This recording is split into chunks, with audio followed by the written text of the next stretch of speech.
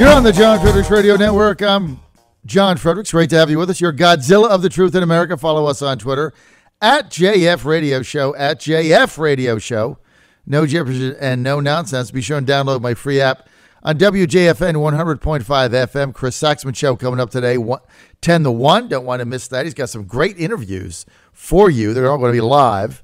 Dick Saslaw coming on, The Godfather. And we're going to get that. Couple other candidates running, so you don't want to miss the Chris Saxman Show. Following me on WJFN 100.5 FM and streaming on WJFNradio.com, WJFNradio.com. The segment brought to you by James River Heating and Air. Yeah, we already know about 999. We're not going to do that today, but what we are going to do is tell you that this is the biggest sale of the year. It's the 10-10-10 sale. I tell you what, this is so hot. Here's what they do. James River Heating and Air. Here's what they do for you. I want you to grasp this. Number one, if you need a new HVAC system, they're going to give you a $2,500 rebate. You can't beat that. This is the biggest sale of the year. Then along with that, they're going to give you triple 10. They're going to give you 10 years to pay, 10 years of maintenance, and 10 years of warranty, all for free, plus $2,500 rebate. Now, James River Air was voted the best HVAC contractor by a number of very, very respectable outlets in Richmond, including Richmond Magazine, Richmond Style Magazine, and Richmond Times-Dispatch. Now, you want to call James River Air today to get this 10-10-10 sale. It's the best offer you're going to get of the year from any HVAC company anywhere in America, and it's right here in Richmond. So be proactive. Do it now. Relax. You can do it on a Saturday if you're home. You're not going to pay overtime. Go to jamesriverair.com. That's jamesriverair.com. jamesriverair.com or call 804-358-9333. 804-358-9333. And you're cooking. You're cooking with gas. They're 10-10-10 sale. We're going to give Herman Cain the day off today. He's preparing for his Federal Reserve hearing.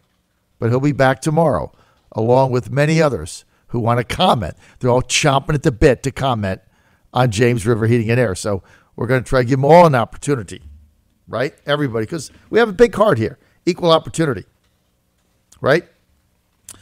Let's get to the president over the weekend, having a lot of fun, the president this weekend. Here he is. Let's get the cut 9. Kara, tell me when you have that. Here he is, the president mocking Representative Omar in his address on Saturday. And a special thanks to Representative Omar of Minnesota.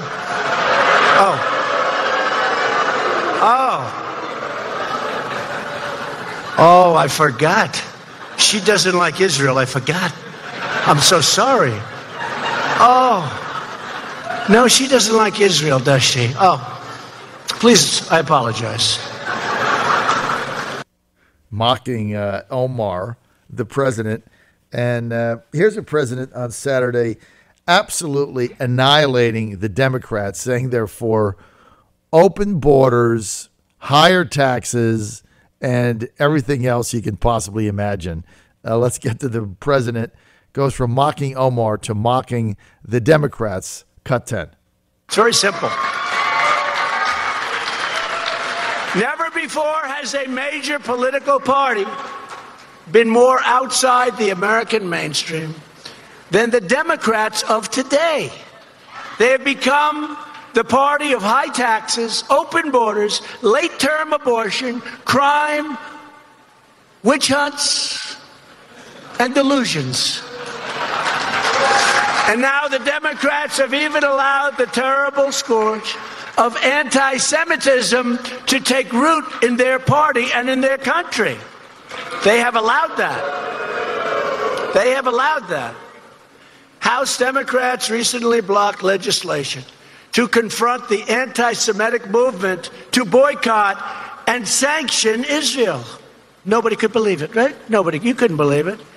Republicans believe that we must never ignore the vile poison of anti-Semitism. We do, all of us. This was at a Jewish coalition meeting in California. The president certainly playing up to that audience and reminding them that the Republicans right now in his party and himself are the ones that are standing up to the seeping anti-Semitism, which seems to be overtaking the Democratic Party for whatever reason. You know, there's a lot of stuff that's going on right now in the Democratic Party that nobody can explain. But Ben Tribbett may have explained it the best when he says it's not the party, it's the activists that are dominating the party, and how far will that go? We got to get him back this week to figure out the next step for that. Here is the president, let's get to cut 11, saying, look, I'd like to know something. Are you tired of winning yet? Because we're going to win in 2020, and we're going to win big.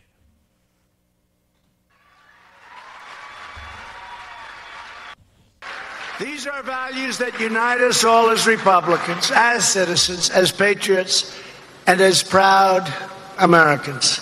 Every day of my presidency, we fight on behalf of hardworking citizens who pay their taxes, follow our laws, raise their children, protect our communities, and make this the greatest nation ever to exist on the face of earth.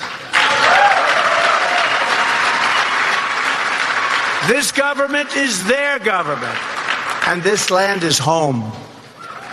These American patriots have always been loyal to our country, and we will forever be loyal, we swear, to them.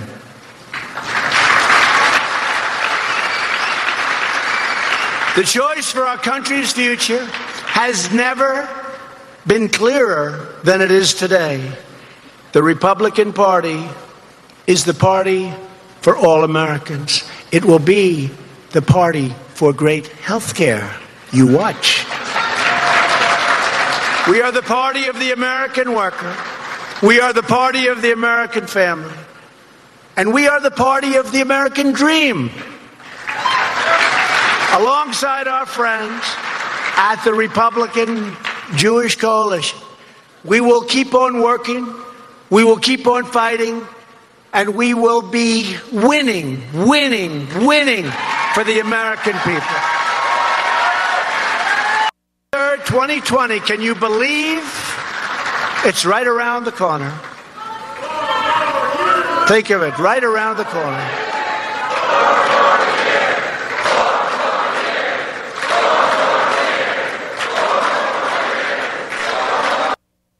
Wow.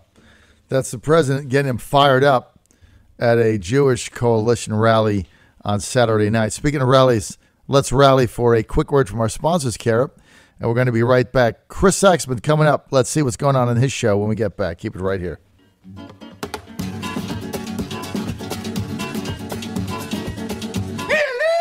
I thought I told you never to interrupt me while I'm working. Join the live Twitter discussion. I'm twittering. Did you get my tweets? I just tweeted all over the place. Follow John Fredericks at JF Radio Show. John Fredericks Radio Network. We're back. Chris Saxman coming up in a few moments. We'll tell you what's on the show today. Coming up right after me, WJFN 100.5 FM. He'll be able to chronicle that. We'll also talk a little baseball, a little basketball. Tonight's big game, NCAA Finals. I don't know how they can match that women's game yesterday. That last 10 minutes of that was really spectacular, except for the injury, of course, to Lauren Cox. What a great finish in that game tonight. So the Hoos, Virginia, they're a 1-point favorite over Texas Tech. I like Texas Tech for three reasons. One, I bet against Virginia every game since Gardner-Webb, since they got in. So why stop now? Two, they're living in the promised land. You know, you can only win so many games that you shouldn't win, and your luck just runs out. This is the basketball gods even things out. They shouldn't have beaten Purdue. Purdue makes one foul shot, they win the game. Game's over. They shouldn't have beaten Auburn. Auburn had that game won 3 times over, right? So they really even shouldn't be there. Meantime, Texas Tech rolling by everybody. They're playing with tremendous confidence. They have nothing to lose. They have a great defense. But the thing that is different from Virginia is they operate in transition. And so, look, if I'm coaching Texas Tech, and I'm not, but if I'm coaching Texas Tech, they got enough athletes in there. They have better speed than Virginia. I'm forcing that three-point shooter and those other guards, I'm forcing them out. I would play a tighter man. I'd let him drive inside if they can do that. I'd force him out, get him off that open 3 lane, and then they don't really have the hammers inside. Texas Tech matches up with them height wise. They got a better bench. They got better speed. They got a couple good shooters on the team, but they're going to be pressure. They got to pressure Virginia. I think they get 15, 18 turnovers in this game. Get some easy baskets in transition. I like Tech in this game. So that's the way I see it playing out. I think they're going to pressure Virginia's shooters, get them outside of that comfortable 3 zone they got. That one guy from that corner shot, you got to get out on him. And if they can get the ball inside, if Salt is going to beat you with 25, so be it. It's not going to happen. Let him beat you from inside. It's not going to happen. They have better athletes. And I think they're good. Look, you can only win so many games on God's angels, and then finally the string runs out. So I like Texas Tech. But I've also, in all transparency, I bet against Virginia every single game in the tournament. I've won over half the bets because they never cover, right? And the Purdue game, I should have won that game. So I should be like 5-1. So anyway, I like Texas Tech tonight. We'll see how it plays out. The problem is the game's on at 9 o'clock. So, Kiara, that means I'm not going to get to bed till when? Midnight? And then have to get up at 4? See, that's what kills it. The game should be at 6. Here's what I loved about that women's game yesterday. It was on at 6 o'clock. You could actually watch the game, you could have dinner, watch the game, and go to bed like a normal person. Can't do that. Joining me now, Chris Saxman of the Chris Saxman Show, Virginia Free, coming up right after me, 10:05 a.m. on WJFN 100.5 FM and streaming on WJFNradio.com. And an app is coming there soon, working on it. Chris Saxman, a big Pirates fan. The Pirates starting out the season 5-3, looking pretty good. Good to have you with us, Chris. Great to be with you, John. The Pirates are looking really good. They should have been 7-1 had they not had a couple blown leads in the 6th and 7th inning against the Cardinals. So I think they're one of those X-factor teams that they're just going to play hard and have fun, and they got great starting pitching. So I'm pretty excited about it. Well, you got one of the guys you got in the Garrett Cole trade is one of my favorite pitchers from the Astros, Joe Musgrove, and he's pitched 2 solid games for you guys. He was always one of those pitchers with us that did pretty good. He always had a tremendous stuff. Had some issues with walks, but when you have stuff, you can always figure that out, and I think he's coming to his own this season. Musgrove could be an 18-20 game winner for the Pirates. I like him. If they have, and I don't necessarily disagree with his ability, 18-20 game winners are just so hard in today's game because they get pulled from the game so early, and with that middle bullpen that every team really relies on to get to the closer. I think you're going to start seeing the traditional closer role move down into the 7th and 8th innings to lock down some of those 1- and 2-run leads before they expire and they go to a tie game in the 9th. So it's really those critical innings are 6, 7, and 8 now, and I think more 6 and 7 because that's when the starter's pulled. You really have to account for that in the strategy of the game. So look, baseball is an exciting game, and I love watching it. Well, I agree with what you're saying because you can't even do now the 8-9 setup man and closer because you're pulling starters earlier and earlier and earlier. I watched the Astro game yesterday, and that's what Melvin and Oakland tried to do. The Oakland had they had an 8-7 lead going in the 7th inning, actually an 8-6 lead going in the bottom of the 7th inning, and he put in his setup guy in the 7th, and then he tried to get his closer Trina to get 6 outs, and the Astros came up with 2 and won the game. So it's getting tougher. You need that guy that can come in the 6th or the 7th inning. So I'll have to see how that plays out right now. Who is the biggest surprise right now in the MLB after a week? Baltimore Orioles. Why? Well, they've won a game.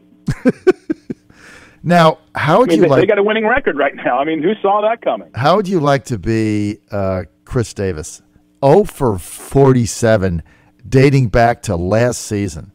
Is that unbelievable? They have got to send him down to the minor leagues, get some confidence, and stroke back in his game. That's what I was thinking.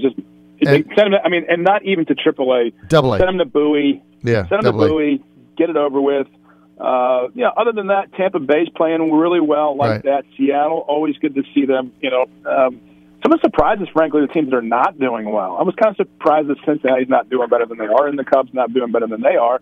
But I like San Diego in the NL West. I love their lineup. I love their youth. I love that kid at the shortstop, Tatis. Baseball's a great sport, and the more we learn about it, I think the better off we're all going to be. I like the Rays team. I like the makeup of the team. Yeah, nice for the runner. They're tough at home in that cement truck they play in that masquerades as a baseball stadium. I hate that stadium, but look, they win there, and I think they're going to be tough. Red Sox, you look at their record now; they're off to a bad start, but they're going to get better. So we'll see how it goes. All right, let's get to tonight's game. Virginia, Texas Tech, the bookmakers in Vegas making Virginia only 1. I like Texas Tech. I thought I was going to get like 3.5 or 4. I got 1. So I like Texas Tech in that game. How about you? I like Virginia. I'm going to be a homer on this one, but I do think their offense is more efficient, and all the statistics back it up. Texas Tech tends to rely on the 3, and if that doesn't work out well for them, they're transitioning back and not working the ball down. Virginia has some rotation opportunities there with Salt and Huff off the bench to add some length and get some rotation on the minutes there while Bennett figures out his matchup. So I like Virginia. I'm going to root for them. I've been with them all the way. They're number 1 in my bracket. I'm a homer, season ticket holder. So there you go. The question is really over/under. I mean, are they going to break 50 on each side? It's set at 120. I don't know if it's going to get to 110. If I don't bet the over under, I just don't. No particular reason, I just don't. But if I had to bet it, I'd bet the under because both of these teams play pretty good defense. All right, tell me about the Chris Saxman show. Who you got on, Chris, today coming up 10 a.m.? Well, Virginia Free, as you know, interviews candidates every election cycle, and that includes federal offices. And this year, the Virginia House and Senate are up. And we're actually interviewing candidates during the primary nomination phase, which is exciting for us. And we're doing it on the radio so we can accommodate the busy candidate schedule. And this morning, we have 3 candidates coming up. Senate Minority Leader Dick Sasloff from Fairfax. He's always a quote machine, so you don't want to miss that one. And then John Avoli is a former mayor of Stanton running in the 20th district in the Shenandoah Valley. We'll get an update and see what's going on in the Republican base in the Shenandoah Valley deep red area, and it's actually my old district. And then following that, at noon, we have Tina Freitas, Delegate Nick Freitas' wife, who's running against incumbent Emmett Hanger. So we have a pretty exciting lineup of candidates who are going to show us really where the political parties are going in this country. And this is the role Virginia plays, and it's just a great opportunity to get deeper into politics. Well, this is definitely must-listen radio, the Virginia Free Chris Saxman Show. Be on just following me in a couple of minutes, 10:05 a.m. after the news on 100.5 FM, 100.5 FM, WJFN in the Richmond area. If you're not in the area, then you can get it streaming on WJFNradio.com, WJFNradio.com. Saxman, other than the candidates you got coming up, anything else you're going to be focused on today? Well, we want to be able to. These are important interviews. I mean, and we'll go a deeper dive into what they mean at the national level when you see the directions of the party here in Virginia ahead of the Iowa, New Hampshire, Nevada, South Carolina primaries and caucuses. It's really important to see the direction of the country that it's going in both political parties, so that you can have your say in the matter. And that's what we do at Virginia Free Radio, and get the business community involved and engaged in politics. And it's a great opportunity for us to do that and to have the medium in which we do it I think is a good one for the country, and I think we make news every time we go on the air, and whether it's covered or not, it's not my problem, but the opportunity certainly is there. All right, Virginia Free and the Chris Saxman Show coming up 10 a.m. to 1 p.m. today, right after me on WJFN 100.5 FM and WJFNradio.com. Chris Saxman, I'm running out of time, but are you still going to be a host for me on Wednesday, April 17th? For what? The John Fredericks Show. Oh, am I coming on your show down there? Yes. The guest. No?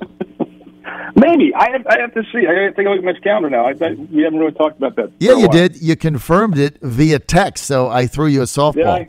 Yeah, reconfirm that. I got to go. Okay. Have a great show. John Fredericks Radio Network. Right, we'll take a look. We'll see you tomorrow. Saxman, Lost in Space. We'll see you tomorrow.